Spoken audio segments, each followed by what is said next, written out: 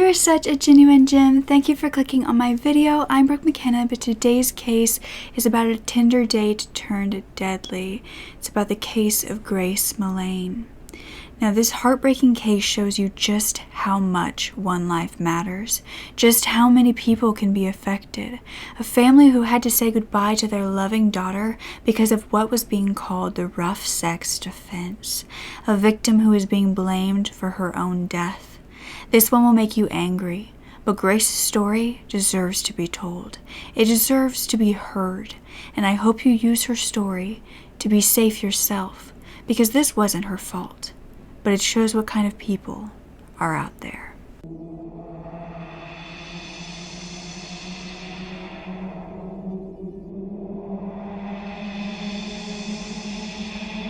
So it was 2008 in New Zealand, and Grace Emmy Rose Millane was 21 years old and had decided that she wanted to travel the world instead of just dreaming about it like most of us do. She acted on it. She was said to be a loving, outgoing, fun, and family-oriented woman. Grace was from Wickford, Essex, and had just graduated from the University of Lincoln. She now had a bachelor's degree in advertising and marketing, but instead of going right into finding a job, she wanted to go backpacking, and that's exactly what she did. She even had a countdown to when she was going to leave. She was posting all over social media about how ready she was to go, and then when the date finally came, she posted that she was going on an adventure and headed to Peru. She stayed there for 6 weeks, but that wasn't where she was going to stop.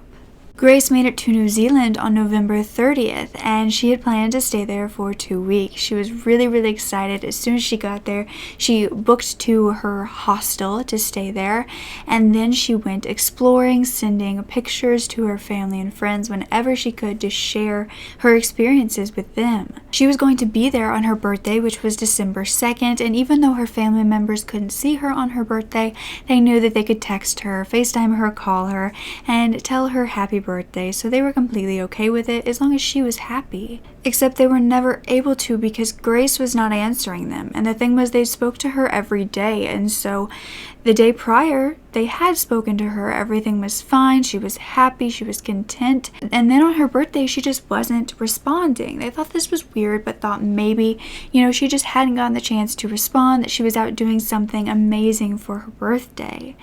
But that wasn't the case at all. 3 days later, Grace still hadn't responded, and so even though she was a grown woman out on her own, her family did decide to report her missing, and they knew that she wasn't just too busy to answer them for 3 days. Of course, this was a bit difficult because they were over in England and she was in New Zealand, but they did contact the police over there to start a missing persons case. Investigators were told she was staying in this hostel, and so that is where they started. They went there, they found out what room she was staying in, and they found that she was not there.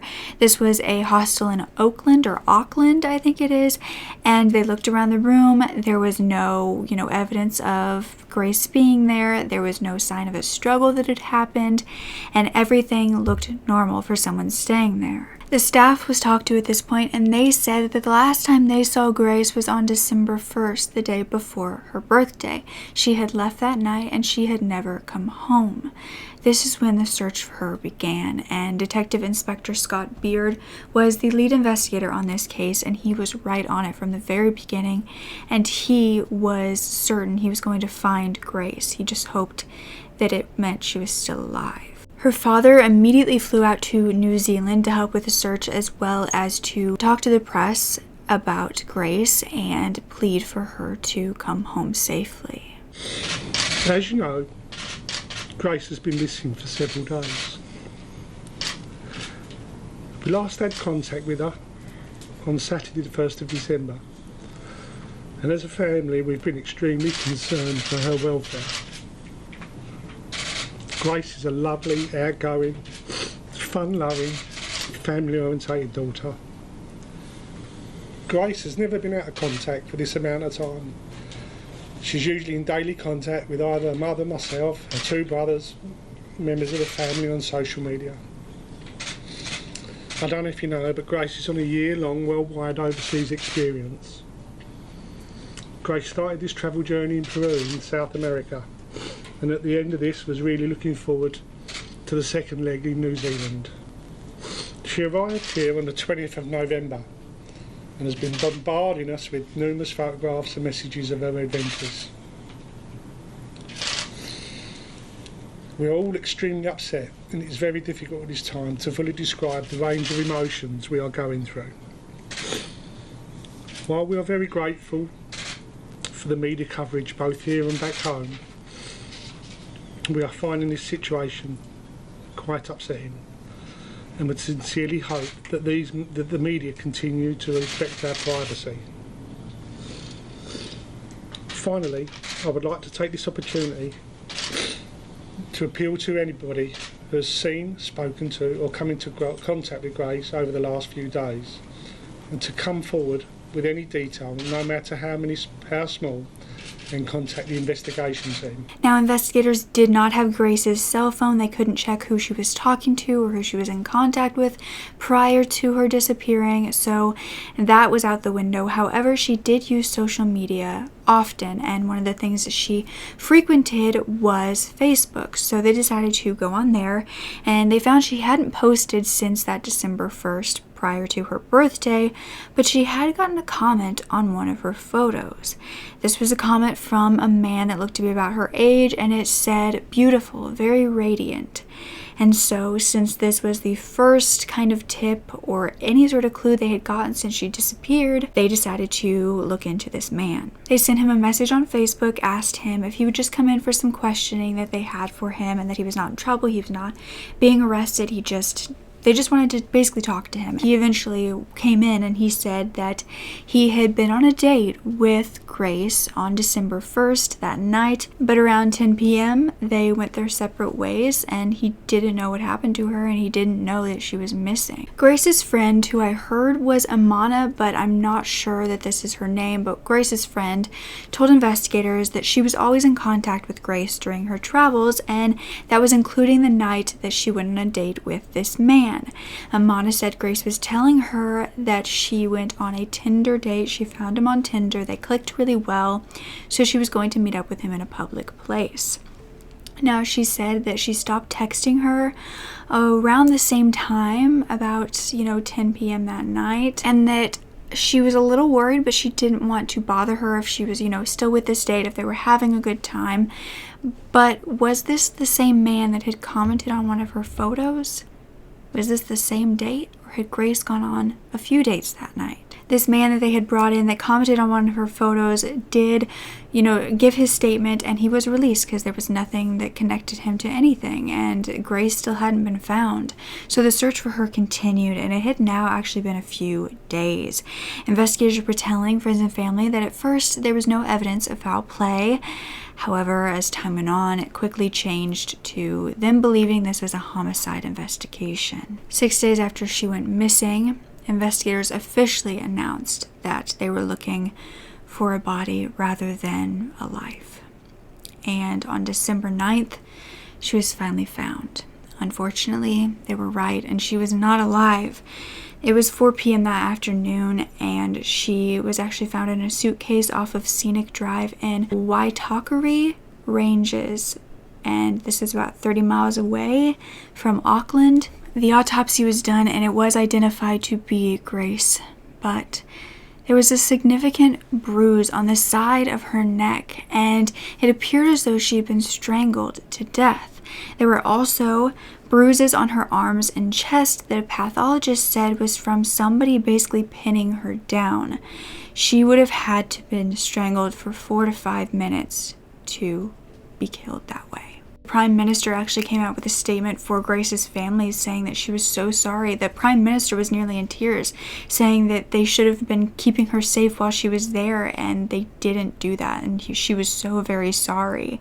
And Auckland Sky Tower as well as Harbour Bridge were lit up in a white ribbon shape in memory of her. There were candlelight vigils all over the town, and at this point investigators were also asking the public for help in identifying this certain shovel that had been used to bury the suitcase. One was found matching the description, and I'm not sure what they thought that this would bring them to, but basically this was just another thing, another clue that they had as to what happened to Grace. And at this point they decided to bring back in the man who had gone on a date with her, who had commented on one of her pictures, and who they knew was with her that night, just to make sure. They had also heard from Grace's friend Amana that she felt this horrible gut feeling when Grace was with this man, and she didn't want to overreact, so she didn't say anything, but it really made her nervous for Grace. Of course, this gut feeling from her friend isn't what brought this man in again, but investigators just wanted to make sure that they didn't just release a killer. And so that is when investigators had found CCTV footage of this date that they had gone on. They watched Grace go to the Sky Tower, and she was basically taking photos of a Christmas tree there to send to her family members who had these pictures. And this was a public place. It was supposed to be a very safe place to meet. Grace was doing all the right things. She met somebody who was a stranger off of Tinder in a public place to make sure that he wasn't a complete weirdo. And that is when she basically turned around and she saw someone, started smiling, and walked toward this man and gave him a hug. They talked for a moment before walking up the escalators into a burger restaurant called Andy's Burger and Bar. They ordered cocktails, went to sit at a table, and the man with her ended up paying for the drinks. And after an hour and a half of being there, they left and walked to another restaurant. This was a Mexican cafe about a block away. They were said to get 2 jugs of margarita and 1 sangria, and spend another hour there before the man pays once again. Grace and this man walk side by side as they go into the Bluestone Room, which is another bar that's connected to a hotel. And they sat, ordered drinks, kept talking, and although we can't hear these conversations on the CCTV footage, both of them seemed to be enjoying themselves. They were talking a lot. Grace was smiling while using her hands to explain something, and by 8:40 p.m., the man is seen putting his hand behind Grace's head and pulling her into him as he kisses her. They stayed at this bar for a little while longer, kissing, talking, and drinking, and when they went to leave, they both checked their phones, and this is when it's said or thought that Grace checked a message and then sent a message back to her friend Amana for the last time. And this was about how well the date was going. However, CCTV footage showed that they did not separate like this man had said. You see, they were at the bar, they were, at when they began to kiss and all of that, and this was at a hotel called City Life, and this man was believed to have a room there. Grace went with him to the elevator where she went upstairs to his room, which was 308. She was never seen coming back out. Now, investigators needed to talk to this man again, because the address he had given them when he was first questioned was incorrect. But they did have the fact that he was said to be at this hotel, 308. They had it on footage, but this was not the address he had given them. This man was being brought in again, but this time he was being charged with murder. 26-year-old Jesse Shane Kimson was saying that he did not kill Grace Millane. When investigators asked him why he bought a suitcase from a warehouse just days after she would have been killed, as well as cleaning supplies, and why he rented a red Toyota hatchback, he said that the suitcase was still in his room, that he never used it to dispose of a body, that they could go and check for themselves. He didn't really give any excuses for why he bought a whole bunch of cleaning supplies or rented a car at this moment. He was on vacation though, which is, why he is believed to have rented a car, because he didn't have one there. I'm telling you, that bag is still in my room. What's in it? Nothing. Nothing's in it. What was in it then? Nothing. Where did it come from? The warehouse. Which warehouse? Atrium. When did you buy it? That day, because I was going to have to move all my stuff out. Yet it was also found on Jesse's computer when they searched his apartment that he had searched the words hottest fire, rigor mortis, flesh-eating birds, Waitakere Ranges where Grace was buried, and there were also bloodstains found with the luminol in his room. Investigators also found it quite strange that Jesse would need cleaning supplies when he was staying in a hotel where there were maids to clean up everything for him. Nobody cleans a hotel room unless they have something that they don't want the maid or the staff to find. This wasn't just a bottle of cleaning supplies either. This was actually a machine called the Rug Doctor that he had to go and rent, and he said he needed it to get out a red wine stain. You see, Jesse Kimpson was born in Wellington, and he had a bit of a different childhood because he was raised by his father and his grandfather after his parents separated and his mother moved away. He was a normal boy after that, though. He was said to play sports. There's not really a ton about his childhood. He was said to play sports. In fact, he was so good at baseball that he went to the college level, and while doing so, he also could hold down multiple jobs, working as a bartender and a builder. And the only thing that I found a little strange was that since moving out, he had no contact with his family at all, but he did also have a criminal record for drunk driving and disorderly behavior. Because Jesse had been brought in another time, he finally told this story about what happened that night, or his version of events at least. He continued to say he didn't kill her or intend to cause her death, however, that this was an accident due to rough sex, and that he didn't realize that this had happened because he was too drunk, went to take a shower afterwards, fell asleep in the shower, came back out, it was dark. He then saw Grace on the floor with blood coming out of her nose. Indicated that you're willing to speak to us about the events of last Saturday. Is that correct? Yes. Tell me what happened last Saturday. From the beginning. Did you kill Grace Millane? Okay. Jesse Kempson, you're under arrest for the murder of Grace Millane. He said the next day he bought a suitcase, cleaning supplies, and panicked about her death, but then he stopped to have drinks with a friend. Afterwards, he went by the hotel, put her body in a suitcase, took it out on one of those hotel, push rolly things, I don't know what they're called, and he pushed it out because it was too heavy to carry, and then he put it in his rental car. He bought a shovel, and he went and buried her body. He then cleaned his rental car, went back home, and that was it for him. He figured that's all he had to do. Now, this woman that Jesse had drinks with that day came forward to investigators, and she claimed that she had also met Jesse through Tinder, that they had been talking for a little while prior, and he kept pressuring her into a date. And finally, the morning after Grace's murder, that she had no idea about, she said she would go on a date with him and go get some drinks. They met up at a bar called Reverly, and this woman actually turned out to be a journalist who wrote a whole article about basically going on a date with a killer after he killed somebody. And she said that she actually fled that date. Not because, this man was a possible killer, because she didn't know that, but because he just was acting really weird. You see, she at first thought that Jesse was just a normal, very persistent guy until Jesse started talking to her about very strange things. He was saying things like his friends were police officers and that they were worried because there were so many missing bodies in the ranges where Grace's body would later be found. When she began to add to the conversation, just trying to not make it weird, she said, "Oh yeah, I've sat in on a murder trial before for my job." And he basically all of a sudden said, "It's crazy how guys can make one wrong move and go to jail for the rest of their life." He then started ranting about one of his friends whose girlfriend asked him to have rough sex, and then it caused her murder and he had to go to jail. It was just this crazy story that he was getting really passionate about, and the journalist said he was kind of in his own little world telling it. And so she began to feel uncomfortable. She started talking about traveling, trying to change the whole conversation, and basically he changed it back to talking about poisonous snakes instead. Soon after this, she decided to head out. She was very cautious about how she did this. She, said, "Look, I gotta go, I'll talk to you later," and she said goodbye. And she didn't even go directly to her car because she was worried about him following her. She went another way because that's how weird she felt about him. She said that looking back, the pressure that he continued to put on her to go on the date, even though she continued to say she was busy, felt very narcissistic to her. And she said that during the date, he only really asked a few questions that weren't very deep, even though she continued to ask a lot of questions. But thankfully, this woman had gotten away. Unfortunately, Grace had not.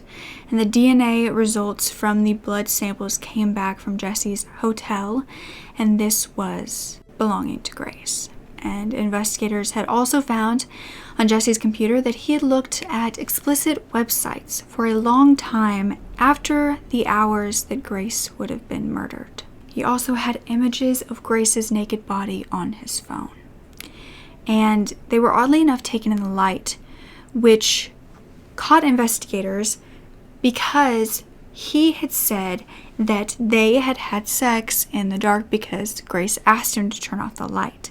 And so for him to be taking these pictures in the light didn't make it seem like he had taken these when she was still alive. He said that Grace took pictures of him as well. However, I don't believe that her phone had ever been found to confirm this, and she's not allowed to do so either. Now, Jesse Kempson was brought to trial, and he also wanted his name suppressed from the media. This was denied, however, he appealed it, and then that automatically granted him 20 days of his name being out of the newspapers. But Google did send an email to their subscribers, which was a newsletter that gave like the trending topics for New Zealand, and they had his name in it, so it did get out there a little bit. It is believed there's a reason Jesse didn't want his name given to the public, but we will get into that in a little while. So on November 4th of 2019, Jesse was taken to trial at the Auckland High Court and pled not guilty. Jesse was said to be also emotionless during all of this, but he was described as a liar and a sociopath. Meanwhile, his name was being leaked even further to the public, and a local businessman was prosecuted and pled guilty for this breach. But most of the public still didn't know Jesse's name by this point, unless they were really looking for it. However, many of his victims had discovered it, and they were horrified. And yes, you heard me right, his victims, plural. You see, different girls began to come forward, ones that we have not talked about yet. And each one had a terrifying story of their own experience with Jesse. They would tell these experiences at court. Most of them were over video phone calls where they got their voices changed so they would not have to be public with it, which is amazing that the court could respect that. One woman came forward saying that she didn't want her name given, but she had met with Jesse on Tinder. They had drinks, and then they had another date a little while later, and they went back to his apartment because she felt comfortable with him. She thought he was normal. And a few hours after talking, she could get the feeling he wanted more, and she told him she didn't want to have sex, but she did give him oral sex instead. And that's when he was said to put his full weight on top of her, and this was to the point she couldn't breathe. He wouldn't get off of her, no matter how hard she struggled, and then she just decided to go limp underneath him to see if that would help. It didn't.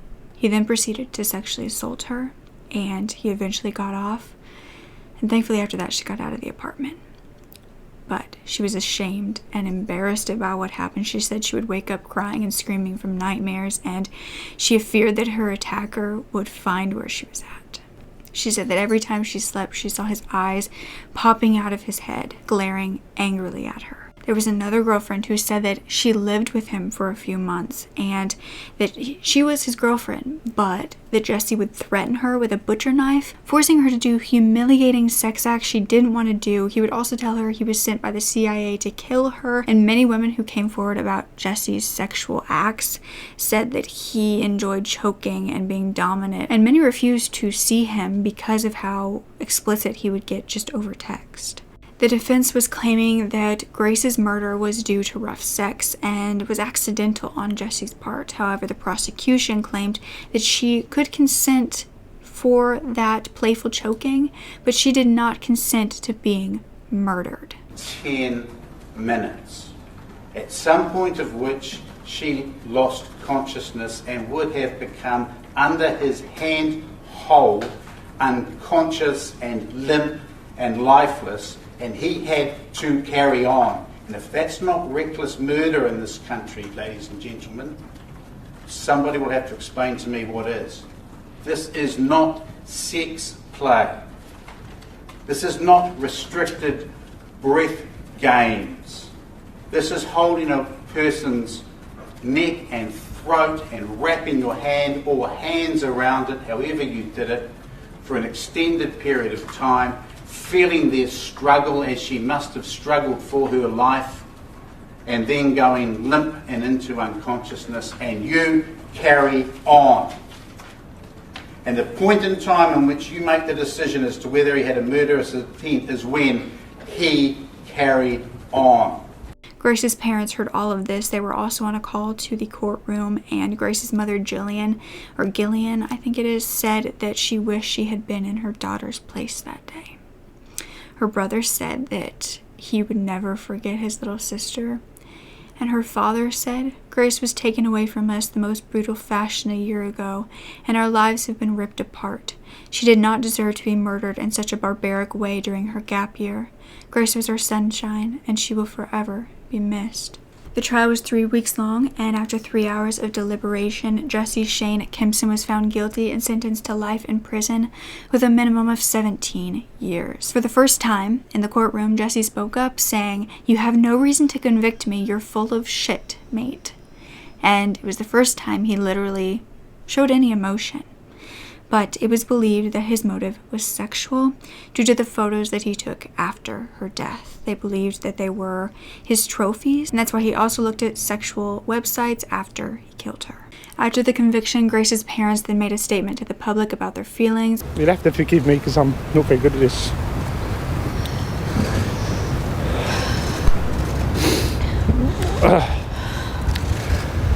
The verdict of murder today will be welcomed by every member of the Millane family and friends of Grace.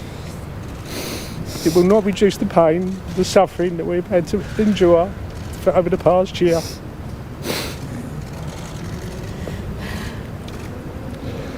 Can't see it. Grace was taken away from us in the most brutal fashion a year ago, and our lives have been, and family have been ripped apart. This will be with us for the rest of our lives. Grace was a beautiful, talented, loving daughter. Grace was our sunshine, and she will be missed forever. She did not deserve to be murdered in such a barbaric way on her OE year. Finally, we must return home and try and pick up the pieces of our lives and day to day without our beloved Grace. Thank you. Jesse tried to appeal his sentence, but this was denied, and on December 22nd of 2020, Jesse's name was finally released officially to the public.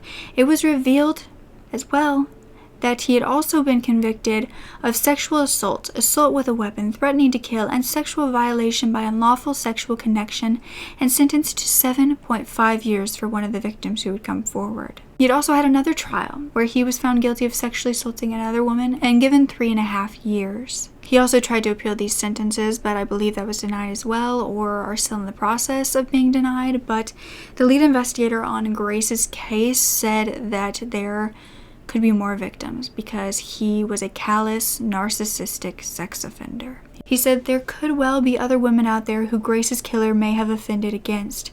If they're not sure what to do, come to the police and speak to us. And I want you to know, if by chance anyone is listening right now who has been harmed by Jesse or harmed by anyone, please, please, please go forward.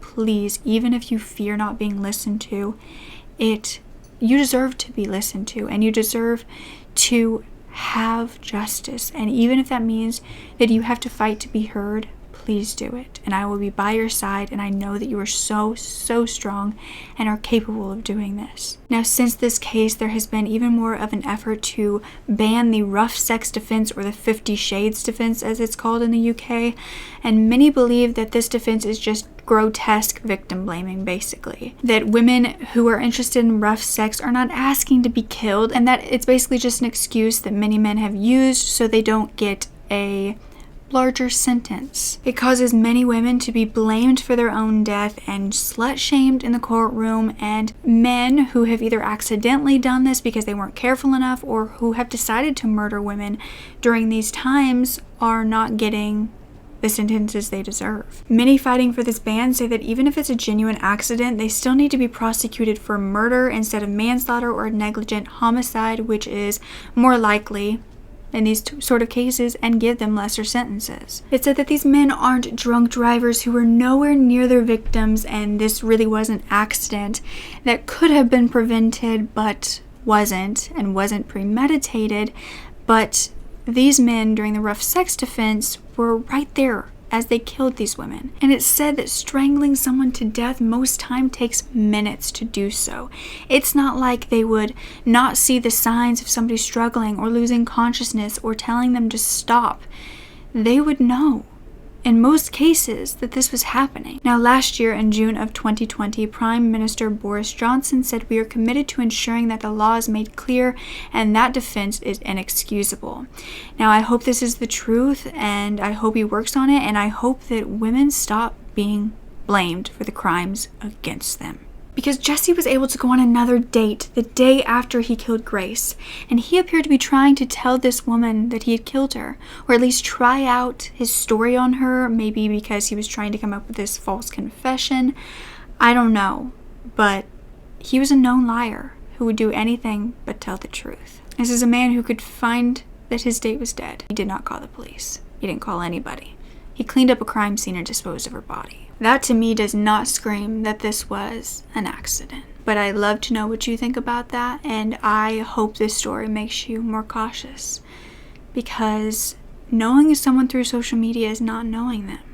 And if you go anywhere with anyone new, someone should always know your exact location.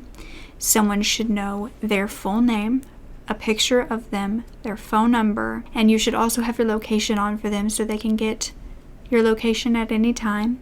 You should also be sending them updates every hour so they know that if that hour has passed or if a few hours have passed, something has happened to you.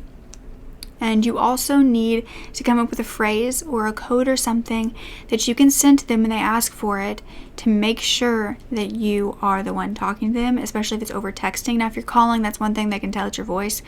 But that phrase, if you're over texting, somebody else could be texting for you, trying to make it look like it is you. So always have a phrase or a code that that person knows that you are the one talking to them. This may seem like paranoid behavior, but it could save your life. And I am by no means saying that Grace is responsible for this. She is not. She is in no way responsible for what this man did to her. In fact, I believe she was really trying to be safe. She had a good head on her shoulders. She, stayed out with him for several hours, just making sure she was okay with him before going back to his apartment. And sometimes it's hard to judge people's character. It is. Please be safe out there. And please know that just because someone appears to be normal or kind or have your best interest at heart, it's not always the truth. So don't ever forget to speak up. Your voice is powerful enough, and I love you to absolute pieces. Okay? Bye.